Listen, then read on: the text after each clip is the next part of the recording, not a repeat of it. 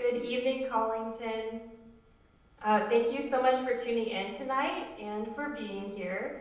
We do have a socially distanced live audience tonight, which is super exciting. I forgot to mention who I am. My name is Tonya Burton, and I'm one of the artists in residence. So I've been really looking forward to my second solo recital of Solo Bach and Solo Reger. I did want to apologize. I got feedback from my past recital about 2 weeks ago that people were unable to hear me speak. So I do apologize for that, and we are doing the broadcast live tonight, so I really hope that you'll be able to hear me both speak and play. If you feel that the instrumental quality, the sound quality is not good, you can switch over to Facebook. There is a live stream going on right now, so it is your choice if you're watching from home, if you want to watch on 972 or Facebook. All right, so I'm kind of assuming that most of you have never heard or might not know much about Max Reger. He was a German composer who lived from 1873 through 1916. He had a rather short life, just living 45 years, but he was very productive, and he composed a lot of works for the organ, the keyboard. He wrote a lot of songs, chamber music, orchestral music, and instrumental solos. And among those solos, he wrote 3 solo suites for the viola. So tonight is the second of a 3-part series where I've been pairing each of those 3 solo viola suites with one of the Bach cello suites, but played on the viola. Tonight you will be hearing Bach Cello Suite No. 2 in D minor, and followed by Reger's Suite No. 2 for viola in D major.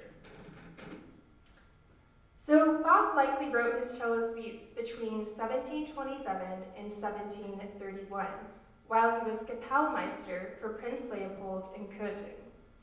Bach wrote 6 different cello suites in total, and each of them have a prelude followed by 5 dance movements. So in this second suite, you will hear a prelude, an allemande, a courant, a sarabande, a pair of minuets, and a jig. The first movement, the prelude, is the only movement that is not in a dance form. Mattheson, a German theorist from the Baroque time period, describes the prelude, saying, "They have so few limitations and so little order that one can hardly give them another general name than good ideas. Hence, their characteristic is fancy." I love this quote because Mattheson describes the prelude by their good ideas. And the prelude, during the prelude, the composer would be kind of exploring and establishing the key and also experimenting for good ideas. And those ideas would unify the entire movement and sometimes even unify the entire suite. So in this prelude in particular, the most prominent idea is actually the very first 3 notes. So I'll play you the first phrase so that you can hear that first idea.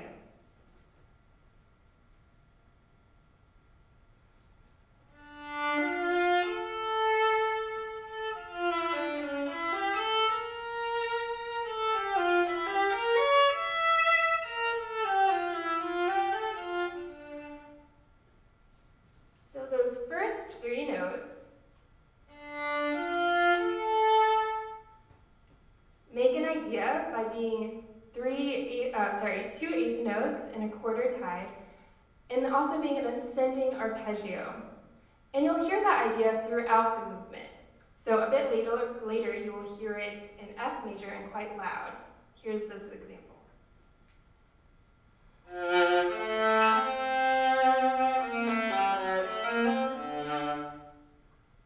Or later you'll hear it in kind of a soft and spooky version with a C sharp.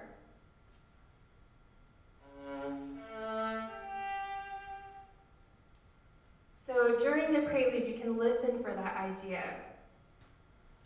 As I mentioned, the other 5 movements of the suite are all dance movements, written in forms and styles that do have their roots in actually accompanying dancers. I'll play the opening of the pair of minuets so that you get a feeling of the dance. So here's the beginning of the first minuet.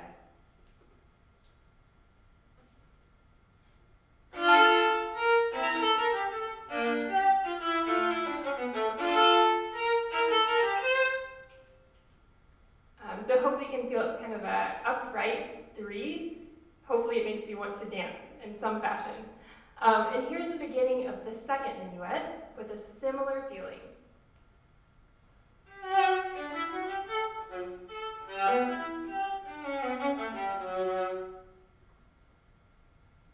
What's interesting about this time is that while these movements are written in dance forms and in dance styles, they were written at a time where composers were also composing purely for instruments, like it's purely instrumental music.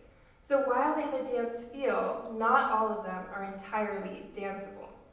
And one example of this is in the courant. And courant translates to running, and in this courant in particular, it's an Italian courant, which is known for its virtuosity, and it features a long string of fast notes. So here's the beginning of the courant.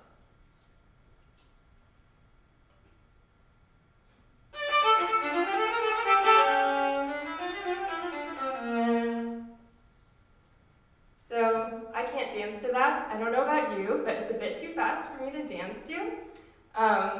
So you'll notice some of these movements feature very virtuosic and kind of stringy techniques. Take, for instance, the saraband. In a less virtuosic fashion, it is really a beautiful mix of the instrumental and the dance. It's a slow dance in a slow 3, but it has this lyrical melody that also accompanies itself in a very string technique fashion with chords and double stops. So this is the opening of the saraband.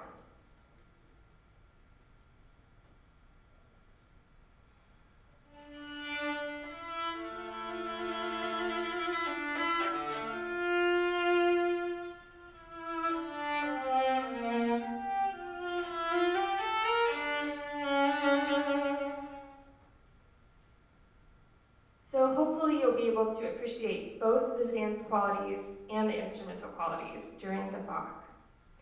Before I play, I wanted to mention this idea of affect.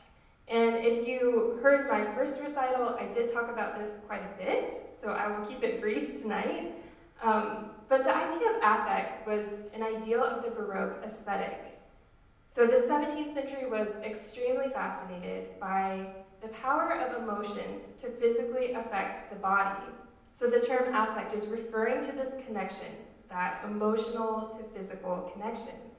And composers were thinking about music in these terms, like how can they affect the audience emotionally and therefore help them physically, move them physically. So if you feel any emotion or emotional or physical connection from the music, then we know it's serving its purpose. You'll hear that each movement has a very different emotional intent. Some of them are somber and sad, some of them are heartfelt, others are mischievous and teasing. It really does have the full range of emotions. And I think that's what makes these suites so satisfying and so complete. Like, it really does take you through an emotional journey. So that is why I love playing these suites so much, and I hope that you will enjoy this as well. This is Bach Cello Suite No. 2.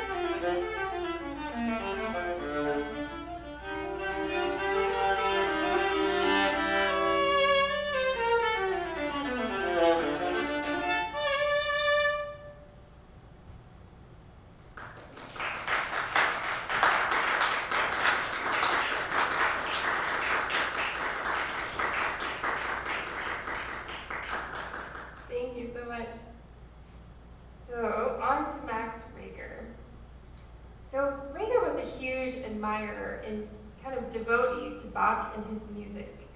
Similar to Bach, he was a great keyboardist and organist, and he had a really strong reputation as being a great performer and conductor of Bach and his music. Like Bach, Reger was quite religious. He had a Catholic background, and sometimes I think his music sounds a bit spiritual. In terms of his musical style, Reger held Bach and Brahms as his musical ideals. So one way you can think of Reger's style is kind of taking the chromaticism and romanticism of Brahms and stuffing them into Baroque and classical traditions. Knowing that, I think you'll notice right off the bat some similarities and a lot of contrast between the Bach Cello Suite and the Reger's Solo Suite. Maybe the biggest difference is the overall affect. So it's extremely contrasting. Instead of that stormy and kind of moody Bach D minor suite, Reger's second suite is very cheerful and jubilant and open affect in D major. Another thing to note is that Reger's music is a bit more virtuosic, and a lot of that just has to do with the time period. So Bach was writing his cello suites when the cello was quite new. So in a lot of ways, the Bach cello suites are exploring the instrument and kind of figuring out what it's capable of. By the time we get to Reger, though, they had a lot more instrumental technique, and the musicians were really expected to play in higher registers and do more complicated things like double stops, where I play with two fingers simultaneously. So I think you'll notice the Reger suite is a bit more exciting and technically exciting. You might notice me sweating a little bit more when I play Reger. So Reger's suite consists of 4 movements, and each of these movements are written in very simple traditional forms, some even having their roots in those Baroque dance forms you just heard. Although they will sound very different due to the romantic nature and kind of chromaticism packed in there. The first movement is marked con moto, and it functions similarly to the prelude in that Reger is messing around with good ideas. And one of the most prominent ideas is actually the very first measure, so I'll play that for you.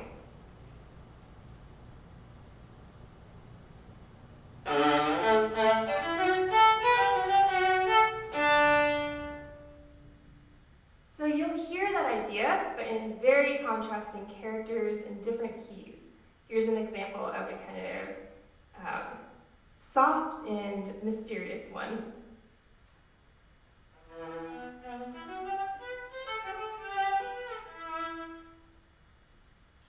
And here's another example of a very contrasting one that is very open and has double stops.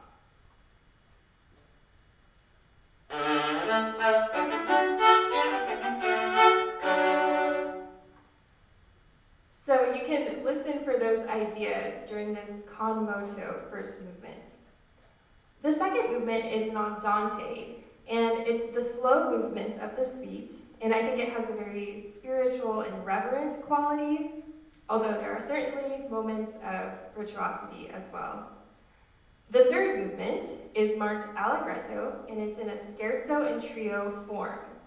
And the scherzo and trio form actually has its roots from that Baroque dance form, the minuet. So if you forgot, the minuet was this one.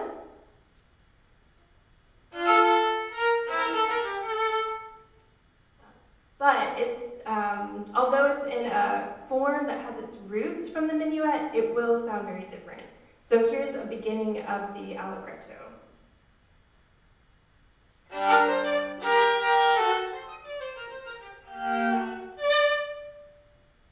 So you might notice it does still have an impulse in 3, and it kind of has an upright feeling, but it probably doesn't remind you too much of that minuet from Bach. The fourth movement is very fun and energetic. It's a vivace, and it has a rustic dance feeling in a compound meter, similar to that G you just heard from Bach's cello suite. So I hope you enjoyed. This is Reger's Suite No. 2 in D major.